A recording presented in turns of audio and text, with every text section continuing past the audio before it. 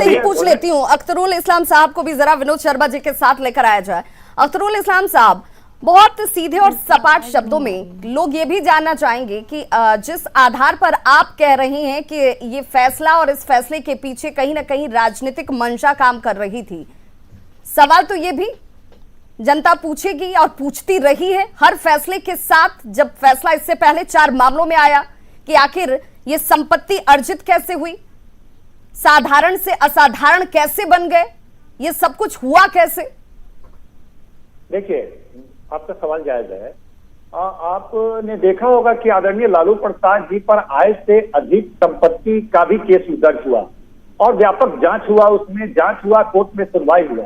और आपको यह भी जानकारी होगा कि लालू प्रसाद जी आय से अधिक संपत्ति के मामले बाइज्जत बरी किए गए हैं कि इनके पास कोई भी संपत्ति आमदनी से अधिक नहीं है, बड़ी हो चुके हैं उसमें। फिर इस तरह का आरोप लगाना ये न्यायालय का अपमान नहीं है क्या? ये न्यायालय का अपमान नहीं कि टीवी चैनल पे बैठ करके विनोद शर्मा जी के बारे में कोर्ट ने फैसला सुना दिया है। अभी भी तेजस्वी जी पर केस चल रहा है, उनके पुत्र हैं, बिहार के डिप्टी सीएम रहे हैं, 33 परिसंपत्तियों की उस उम्र में मालिक कैसे बन गए? अभी तक बिहार की जनता को जवाब नहीं मिला है।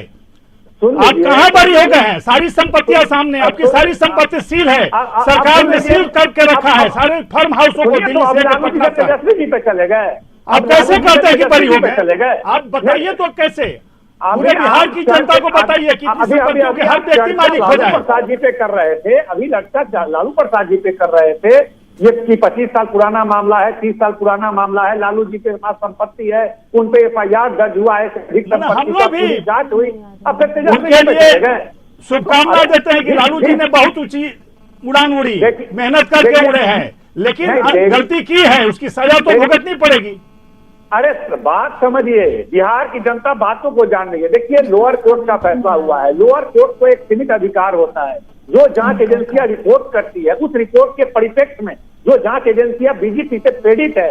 सीबीआई क्या है? सीबीआई आप ही की थी ना उस समय, आपकी सरकार थी केंद्र में, आपके लोग मंत्री, दर्जनों मंत्री थे आपके, क्यों सीबीआई ने नहीं रोका? आपकी सरकार ने क्यों नहीं रोका सीबीआई को? आरोप हम पे लगाए तो हमको जवाब देने दीजिएगा ना।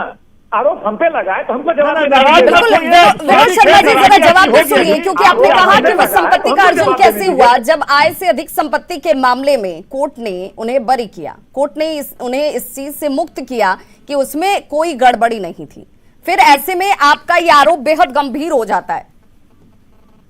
बिल्कुल। अरे भाई, 33 परिसंपत्ति कैसे आ गया? तेजस्वी जी को इस उम्र में किसने संपत्ति दिया? कर दिया। हजारों करोड़ की संपत्ति है, अभी पटना में सील है, दिल्ली में सील है। आखिर लालू जी की संपत्ति थी ना, आप किसी के नाम पर ट्रांसफर कर दीजिए, कमा के कहिए कि मेरा बेटा है, इसका कमाया हुआ है। कहां से कमाया? कोई जवाब है क्या इनके पास?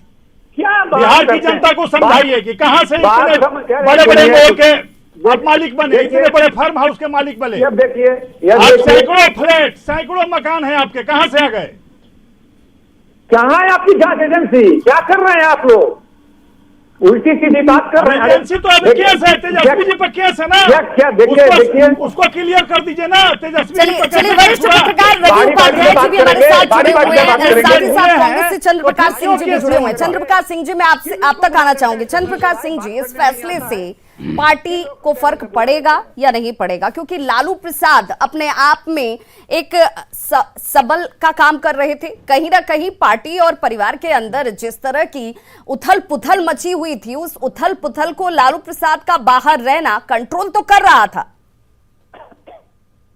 हमसे पूछ रहे हैं चंद्र प्रकाश जी, स्वाभाविक बात है। चंद्र प्रकाश जी से बड़ा सवाल है। हाँ, मैं बोल रहा हूं, मेरी आवाज तो आ रही है ना? जी जी। हाँ, मैं बोल रहा हूं, हमारा कहने का मतलब है कि देखिए, कोई परिवार का मुखिया हो, कोई दल का प्रधान हो, और अगर उस पर कोई विपत्ति आ जाए या उसको कोई संकट में घिर जाए, तो परिवार पर भी असर पड़ता ही है और दल पर भी असर पड़ता है।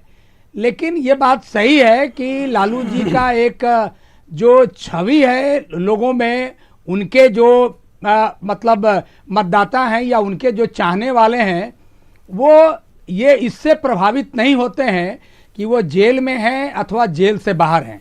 ये भी एक सच्चाई है। जिसको हम लोगों को ग्रहण करना पड़ेगा, तो लालू जी का एक ये भी असर है, ये असर को आपको देखना पड़ेगा। लेकिन अब कोई आदमी लंबे समय तक जेल में रहेगा और लगातार ऐसे केसों में सजा होती रहेगी, तो देखिए मानसिक रूप से भी आदमी को प्रताड़ना होता है ना। आदमी तो इंसान ही है।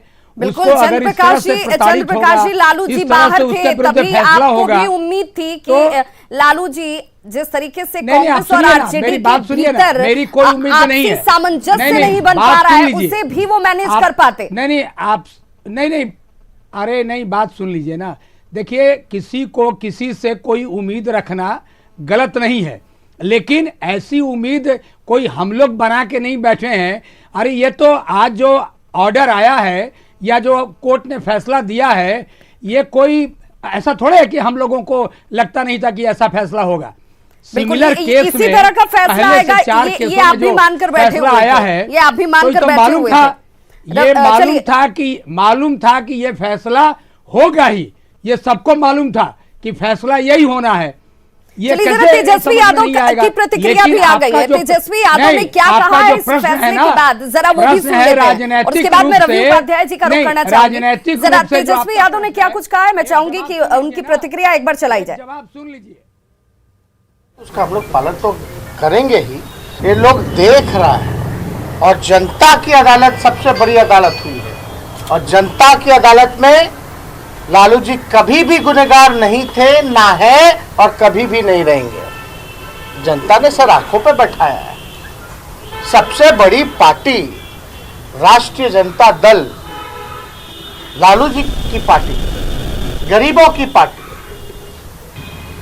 निराश होने की किसी को जरूरत नहीं है।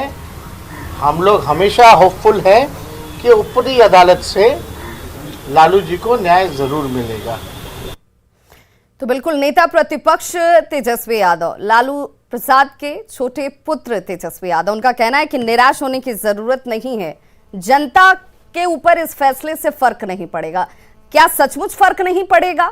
जान लेते हैं रवि उपाध्याय जी से ही। रवि उपाध्याय जी, आपके तजुर्बे से जानना चाहूंगी, आपने करीब से आरजेडी को देखा है, आपने करीब से बिहार की राजनीति को भी देखा है, लालू प्रसाद को भी देखा है। क्या सचमुच लालू प्रसाद का न होना जनता के ऊपर कोई फर्क नहीं डालता है, पार्टी के ऊपर कोई फर्क नहीं डालता है, या परिवार के ऊपर फर्क नहीं डालता है? विभा जी, लालू प्रसाद यादव सेम नेचर के केस में जेल में थे अभी कुछ दिन पहले, तो अभी छूट के आए हैं, और उसके बाद से चुनाव परिणाम आया है विधानसभा का, जो इस बार हुआ है तो वो आपको स्पष्ट ज्यादा बोलने की हमें जरूरत नहीं है, वो बता देता है संख्या बल क्या है और वो बड़ी पार्टी उसका उनके विधायकों की संख्या क्या है सदन में। नंबर एक। नंबर दो बात, अब निश्चित तौर पर किसी परिवार के मुखिया, किसी दल के शीर्ष नेतृत्व के ही अगर यदि इस तरह की बात होती है तो स्वाभाविक तौर से पीड़ा तो सबको होगी। लेकिन कहीं से भी आप देखिएगा कि लालू प्रसाद यादव ने एक मजबूत स्तंभ तेजस्वी के रूप में पार्टी को छोड़ दिया है, जो कि उनका परफॉर्मेंस पिछले चुनाव में भी देखने को मिला, और भी जो आपका उपचुनाव कह लीजिए या चुनाव कह लीजिए, सब में उनको हम लोगों को देखने को मिल रहा है। रवि उपाध्याय जी, लेकिन मेरा सवाल इसलिए